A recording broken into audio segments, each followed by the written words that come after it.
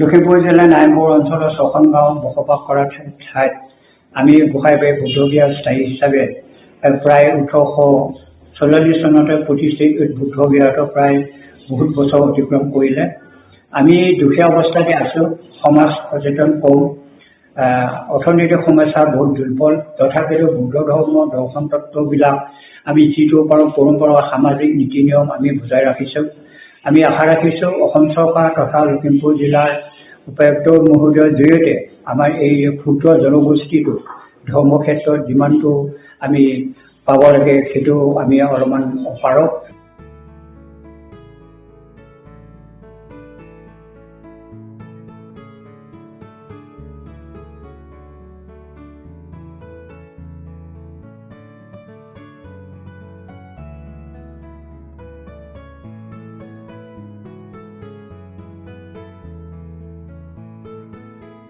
ভগৱান বুদ্ধদেৱৰ তেখেতৰ ধৰ্মত আছে না, এইটো ভিক্ষুকসকলে যদি সম্বৰ্ধনা কৰে, ভিক্ষু পদ গ্ৰহণ কৰোঁতে 5জন ভিক্ষুৰ আণ্ডাৰত এইটো কৰ্মাৱধাটো ব্যৱহাৰ কৰা হয়।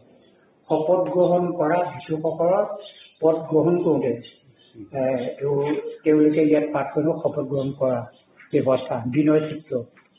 এখন ক'ৰ পৰা আনে? এইটো বাৰ্মিছৰ পৰা প্ৰস্তুত কৰে। এইখিনি কি আখৰ? লিখন বুলি কয় কৰ্মাৱাচা। ধাতু কিছুমান মিছ, এইটো বৌদ্ধবিক্ষৰ আৰ্হি বৌদ্ধবিক্ষৰ ভিক্ষা পাত্ৰৰ লগত এই দুইটোৰ সোণ পানীয়ে চোৱাৰ লগত প্ৰস্তুত কৰা হয়। গোসাইবাৰী বুদ্ধ বিহাৰ প্ৰাংগণত সংৰক্ষণ হৈ আছে। এইটো ক'ৰ পৰা আহিছে? বাৰ্মিছৰ পৰা ছাপ্লাই। কি কয় ইয়াৰ নামটো? মোৰ শিবিক্ষম সোণৰ পানীৰ চৰা ভিক্ষা পাত্ৰ, ভগৱান বুদ্ধদেৱৰ ভিক্ষা পাত্ৰ। আগত ৰখাই যাতে তাৰ চকুটো ডিষ্টাৰ্ব হৈ নাযায়। পঞ্চায়তৰ নামটো কি? এইটো কিবা এইটো পঞ্চমূল ভিক্ষুবিলাকৰ সামগ্ৰী এইটো পঞ্চায়তৰ অস্ত্ৰ গ্ৰহণ কৰি এইটো স্মৃতিৰ এটা প্ৰটেকশ্যনৰ এটা বিচনী।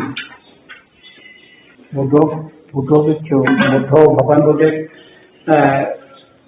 ৰাইজৰ ওচৰত ভিক্ষা মাগিবলৈ যাওঁতে এই পাত্ৰ ব্যৱহাৰ কৰা হৈছে। বুদ্ধ ভিক্ষু পাত্ৰ মোৰ চিবিক বুলি কয়।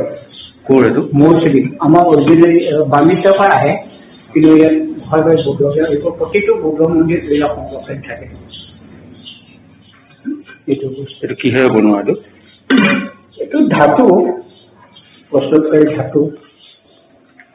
আমি এই ধৰি থকা ছাতিটো আমাৰ টাইকান্তিসকলৰ সম্পদ। এইটো প্ৰস্তুত কৰা হয় বাৰ্মিছ দেশৰ পৰা। তেওঁলোকে আমি একে বুদ্ধ সম্প্ৰদায়ৰ ৰাইজ, সেইকাৰণে তেখেতসকলৰ পৰা ইয়াত আমি উপহাৰ স্বৰূপে পাওঁ। এই বুদ্ধ ভিক্ষু সন্মানাৰ্থে এই ছাতিটো ব্যৱহাৰ কৰা হয়। ডাঙৰ ডাঙৰ উৎসৱবিলাকত ছাতিটো ব্যৱহাৰ কৰা হয়।